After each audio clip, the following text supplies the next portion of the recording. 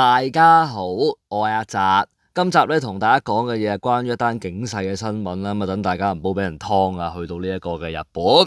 嗱，咁近日有一位嘅網民咧，咁啊喺連登討論區嗰度發文啦，咁啊話咧佢自己一個人咧去大阪旅行啊，咁咧喺嗰度咧就遇到當地嘅一個女人同埋男人咧就搭訕啊，咁啊邀請佢飲酒。嗱，不過咧，事主飲咗2杯啤酒咧，居然人哋收佢3000蚊港紙喎，黐撚線喎！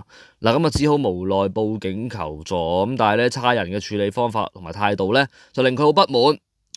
嗱，咁咧事發當日，事主啊就一個人咧，咁就去呢一個大阪嘅心齋橋嗰度鳩行啦，咁啊行嚟行去，咁啊突然間咧有一男一女咧上前搭訕喎，咁啊日本人嚟嘅。咁啊問事主啦，喂，你要唔要去一齊飲酒啊？咁樣嗱，咁事主咧見到對方咧飲到大撚咗啦，咁啊表示咧，唉，聽下當地人推薦會好啲嘅，咁咧於是就放低咗戒心啦，肯定見到條女正衰鹹濕啊！呢個嚇我同大家嘅留言係一樣嘅個諗法。OK， 嗱咁咧事主啊就俾人哋帶到去一間咧好似香港太子酒吧街嘅樓上版嘅一間酒吧啦。咁啊，見到咧，店鋪入邊冇咩客人喎，咁啊已經 feel 到好似屌你老母唔多對路啊。咁啊，不過咧見到個餐牌上面一杯啤酒嘅價格就係50蚊港紙啦，亦都冇標明有其他隱藏收費嘅。咁啊，抱住來都來了嘅心態咧，嗌咗2杯啤酒。嗱，不過咧事主埋單嘅時候咧，張單居然3000蚊港紙喎，戇撚鳩嘅喎。嗱，咁咧樓主咧細睇先發現咧。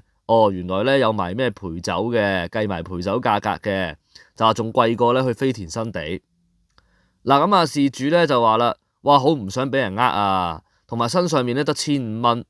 跟住咧隔離有一個紋晒身嘅一個店員啦，就係咁催佢啦，俾錢啦，同埋話帶佢去便利店撳錢啦。咁但係因為事主根本就冇日本嘅提款卡，撳唔到錢，咁最後就報警啦。嗱，咁諗住咧，差人嚟到會處理啦，呢啲咁樣嘅詐騙。咁但係咧，差人嚟到咧，哇，犀利啦！差人就話唔係詐騙喎，就話你有責任了解其餘嗰2個人係咪酒吧嘅員工啊？其實呢啲差人咧係戇撚鳩㗎，即係如果你覺得你有責任要了解嗰2個人係咪員工有冇額外收費你要了解啊，咁佢收1億都得㗎喎，你而家可以話，哎呀，唔係3000蚊啊，係3000萬港紙啊，因為咧你有責任去了解㗎。其實將個金額推大去，你就知道呢個差人講嘅嘢係幾咁荒謬。咁但係冇啦，人哋差人有槍啊嘛，佢哋話係咪係咯，係嘛？即係呢個世界有時候唔係講法律㗎嘛，佢係恰鳩你唔撚識你又唔撚識日文係嘛？跟住佢啲規矩你又唔撚識，啲法律你又唔撚識，咪恰鳩你咯，係嘛？仲要有槍喎。所以好撚麻煩嘅，所以真係只能夠自求多福，自己要警惕小心，因為人去到外地咧，好多嘢冇保障啊！即係你呢啲咁樣所謂差人咧，即係出嚟咁樣根本就唔想做嘢啊！嗱，咁後嚟咧，嗰個酒吧都費緊事煩啦，即係知你又唔會俾或者知你冇錢俾搞鳩你都嘥鳩氣嚇，咁所以咧傾咗一輪咧1000蚊和解。都好撚貴啦，飲2杯啤酒1000蚊，屌你老母臭閪！我係你又唔撚找啊，屌你老母有監咪坐咯，屌你老母！嗱，咁咧之後咧，差人就同事主講唉，剩低嗰啲錢係人哋自己填㗎，都黐撚線嘅呢啲黑警嚟嘅，都唔知差人係咪有份添啊！而家懷疑，屌你老母懷疑佢呢個警區係咪有收片啊？屌你老母貪撚咗污啊！懷疑佢哋。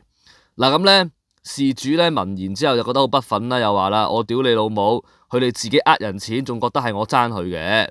咁事主經歷咧就引嚟大批網民留言，有啲人就笑鳩事主衰鹹濕，咁但係事主就反駁要鹹濕就去咗飛田新地。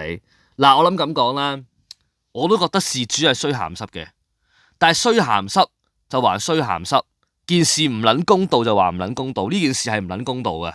OK，騙子一定係人㗎啦，咁喺佢哋騙子嘅立場咧，佢到咪咯。呢件事我冇乜太大意見嘅，因為老千仔周圍都有噶嘛，即係唔係就日本有老千噶嘛，冇咩太大問題嘅。咁至於好似樓主呢啲戇撚鳩鳩嘅衰鹹濕嘅唔夠警惕嘅，咁你俾人都唔奇，亦都真係衰鹹濕。咁但係呢件事我最嬲嘅地方係咩咧？或者睇完之後想屌咧係咩位咧？就係嗰個差人。喂，你屌你老母做咩差人？係咪你有份㗎呢一檔嘢？屌你老母！你係一個差人，你稍為用你嘅智力，正常嘅智力諗下，都知道呢個係一個敲詐勒索、呃鳩遊客嘅行為啦。你唔制止不特止，屌你老母，仲要一齊屌鳩個遊客，乜撚嘢事啊？呢啲差人啊！不過冇啊，你投訴唔到佢啦，可能你唔識啊，或者可能嗰個制度上面未必咁完善啊，或者可能係純粹你唔了解啦，好明顯個差人係有問題嘅。我睇完呢單嘢之後，我覺得呢一個警區或者呢一個差人，可能同呢啲詐騙集團係有關係嘅，係嘛？如果唔係你冇理由㗎，喂，我街外人睇啊，我一睇下知咪呃錢咯，敲詐勒索嗰啲遊客咯，然後差人唔撚處理嘅喎，咁所以大家去日本玩啊，小心啲啦，即係唔好覺得啊差人就係信得過啊咁樣。呢單嘢好明顯個差人咧，同呢一間嘢係夾埋嘅，我懷疑佢哋係有利益輸送嘅。如果唔係，唔會咁樣處理嘅，點會幫啲老千咁樣嘅啫？屌你老母正常你差人你兇鳩嗰啲老千，喂，唔好搞咁撚多嘢喎。而家人哋報警就肯傳出去麻撚煩喎，正常係咁噶嘛，啱唔啱啊？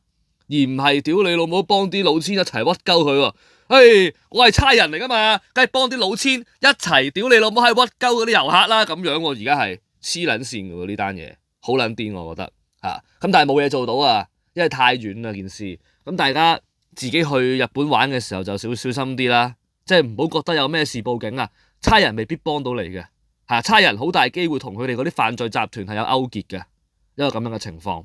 咁今集講到嚟呢度啦，冇咩特別，作為一個警惕俾大家聽下啦。